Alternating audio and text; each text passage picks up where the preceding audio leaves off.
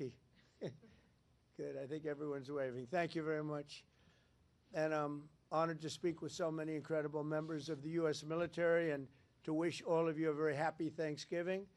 Before we begin, I want to express the anguish and the horror of our entire nation at the terrorist attack yesterday in our nation's capital, in which a savage monster gunned down 2 service members in the West Virginia National Guard who were deployed as part of the D.C. task force, which has done such an incredible job. I mean, until yesterday, we literally had no incidents for many months. It was the safest place imaginable, and this is a different kind of crime. This is a really bad crime.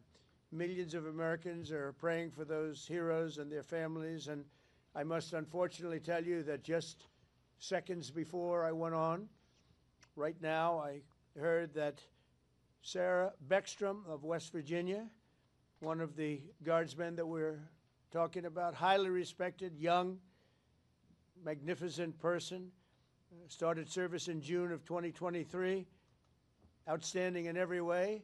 She's just passed away. She's no longer with us. She's looking down at us right now. Her parents are with her. It's just happened.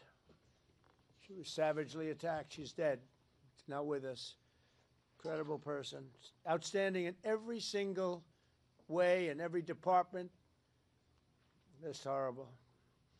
As you know, the other young man is fighting for his life. He's in very bad shape. He's fighting for his life, and hopefully we'll get better news with respect to him. And the monster that did this is also in serious condition. But we won't even talk about him. As you may know, DHS has confirmed that the suspect is an Afghan national flown here by the previous administration, who was such a bad administration. And I have a picture of a plane. This is what it looked like when they came in. It was total bedlam. Do you remember that period of time? Total bedlam. People crammed onto the plane. And the toughest, meanest, most capable physically got on the plane, not the people that we were looking for or that they wanted to bring in. Here's a picture for you. Just take a look at that plane. Standing on top of each other and sitting on top of each other. This is what we had under the Biden administration. That whole thing should have never, ever happened. They should have left from a different base. They should have left from Bagram, as you know, and it would have been a much different story. But they didn't do that, and this was just a rout, just a terrible situation. This heinous atrocity reminds us that we have no greater national security priority than ensuring that we have full control over the people that enter and remain in our country. For the most part, we don't want them. They come in illegally. They have a lot of problems. Their countries force them in because their countries are smart. They don't want them. Let's give them to the Americans to take care of. They come out of jails in many cases, mental institutions, they're gang members, they're drug dealers. We don't want them. Many of the service members on this call today are engaged in crucial aspects of that mission.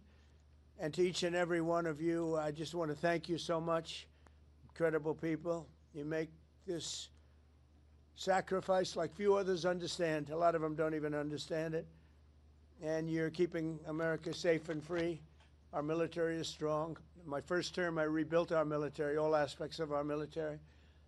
And in Afghanistan, we actually gave up a big chunk, but relatively, as much as it seemed like it's small compared to what we bought and to what we have and to what we're buying. We're spending over $1 trillion this year on our military. We have a military, the best in the world. We make the best equipment in the world. And we have the best people in the world. So joining us this evening are 6 units deployed across our hemisphere, representing every branch of the United States Armed Forces. First, I want to thank the members of Army's legendary 101st Airborne Division. You know, I've heard about that since I was a little boy. The Screaming Eagles, calling in from Fort Huachuca, Arizona, and you're led by Major General David Gardner, a real tough cookie. and great general. I appreciate it, General Gardner. The 101st has done an outstanding job leading the task force, joint task force at our southern border. I mean, we have nobody coming in. They're not coming in. Under Biden, they were coming in by the millions. Now we have nobody coming in. We have a strong border. Nobody talks about it anymore. I'm not giving credit for anything, just like you guys are not giving credit for anything. We do the greatest job, but that's all right. They don't talk about the border anymore because you know why? Nobody comes in. We had 9 months now where we had nobody coming in, zero. And this is being fed. This is the people that do this they tend to be on the left. They'd love to say millions of people came in through Trump, and they actually said nobody came. Even I find that hard to believe, but they literally are saying nobody came in. And I hope people appreciate the job that you've done and the job that we've all done. But we're stopping the invasion of our country. We stopped it cold. And if you remember, Biden said, I need new legislation. You didn't need legislation. I didn't get legislation. What you needed was a new president. So with your help, we now have the most secure border in American history. It's the single most secure border in American history. So I just want to thank you. And the 101st, I want to thank you very much. The job you've done is amazing, working with all of our great people. We also have the men and women of the U.S. Navy serving as part of the Iwo Jima Amphibious Ready Group under Captain Christopher Farraker. And they're on board the USS Iwo Jima in the Caribbean Sea. Working right by their side are members of the 22nd Marine Expeditionary Unit led by Colonel Tom Trimble. Thank you very much. I think you waved to me because I can see you then. Let's see. There you are, handsome people. They're beautiful-looking people. Thank you. Like Central Cast, I could put you in a movie right this second, and the three of you, and I think we'd have a top grossing movie. You don't have people like you in Hollywood. Part of the 22nd MEU is also serving in Puerto Rico, the 3rd Battalion, 6th Marines, Devil Dogs, led by Major Ross Gilchrist. Where is Major? Where are you? Hello, Major. Another central. Is everybody central casting? It's like they're all handsome, tough guys. I don't know what's going on here. But the Navy Marine Corps team is currently helping to defend our country, protect our interests, and literally decimate terrorists. The job you've done is incredible.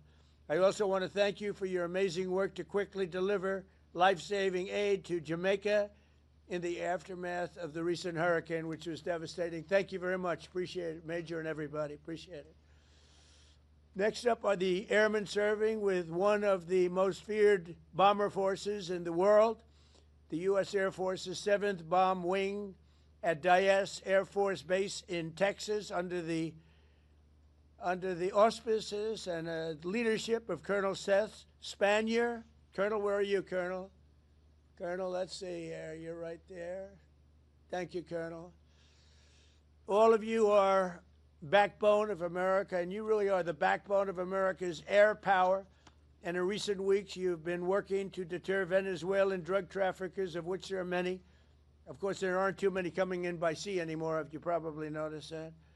From sending their poisons into the United States, where they kill hundreds of thousands of people a year. But we're going to take care of that situation. We're already doing a lot. We've almost stopped. It's about 85% stopped by sea. You probably noticed that. People aren't wanting to be delivering by sea.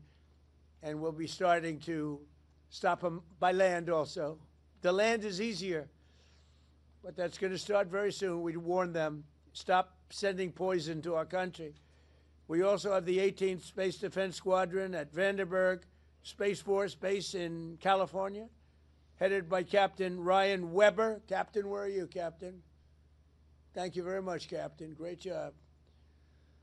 Every day you maintain American dominance on the high frontier. You're the guardians of one of the most important domains we have to protect, and you make us very, very proud of the job you do, Captain. Thank you. Finally, we have the great men of the Coast Guard, and I have to tell you, there are a lot of women in the Coast Guard now, too, and we're happy about that. United States Coast Guard aboard the Coast Guard cutter Forrest Rednar with Lieutenant Commander Alexis Wild. Alexis, where are you? Hi, Alexis. Alexis Wild at the helm, and I'm told that just last month the Forest Rednor intercepted a boat with lots and lots of illegal aliens off the coast of California. It was loaded, and then turned them over to the Customs and Border Patrol, and they did it so professionally. The people were very, very impressed with the job you did, Commander, so thank you very much. It was a great job. And thank you for defending our maritime borders with skill and with pride, and the job you do, amazing.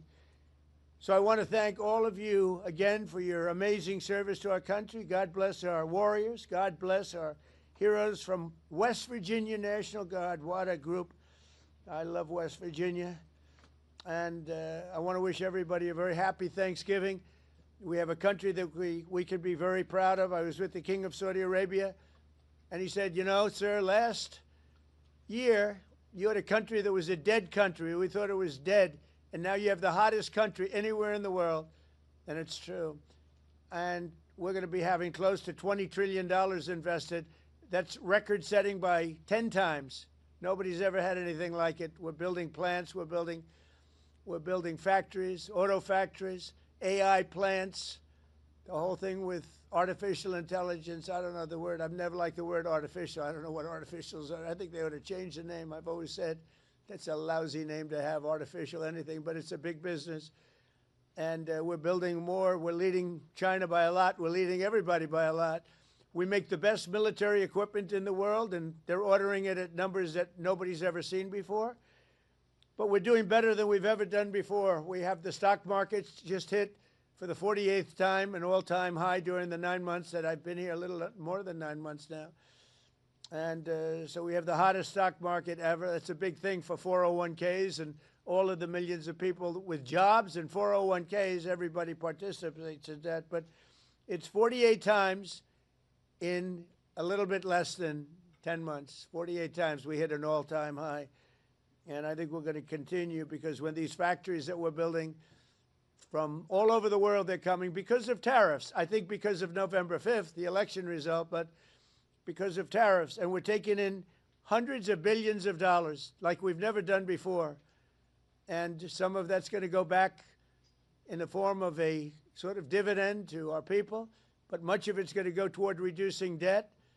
And what it really goes for, and even better than the money we're taking in, is the fact that nobody's attacking our companies and taking them out, stealing them like they've been for many years. Because if they do that, they have to pay a tariff as they make products and sell them into our country.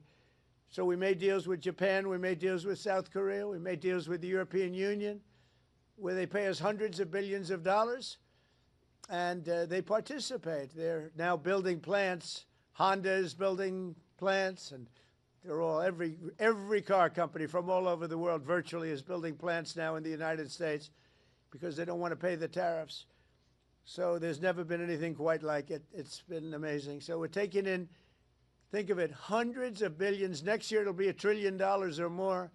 But we're taking in all this money, at the same time protecting our country, and we're respected again. They actually respect us. And they made the deals. I mean, they respect us, but they pay us, as an example, Japan, $650 billion, South Korea, $350 billion, European Union, $950 billion, and they are building plants now in the United States because they don't want to pay tariffs.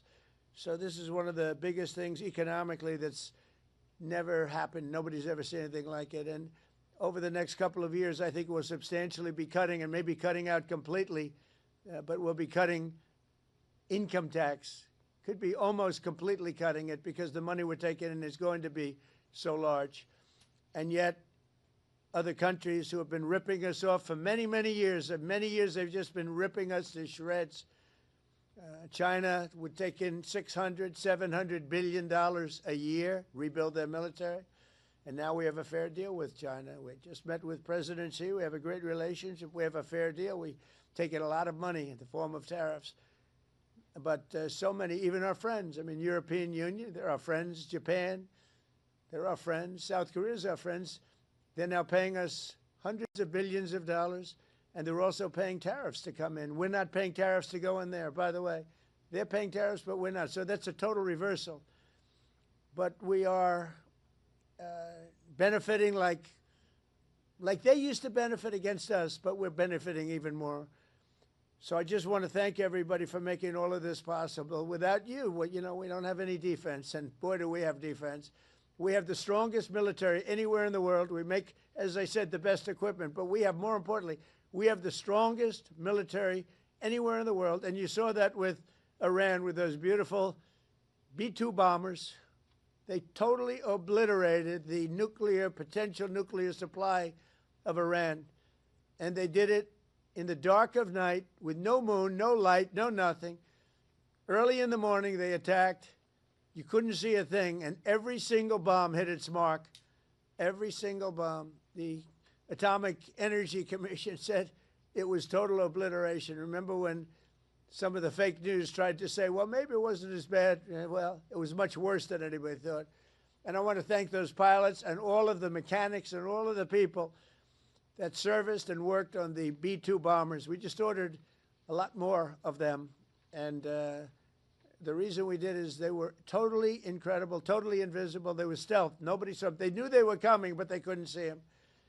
And they dropped the bomb, and then one of the pilots, commander, said, skedaddle. Let's get the hell out of here.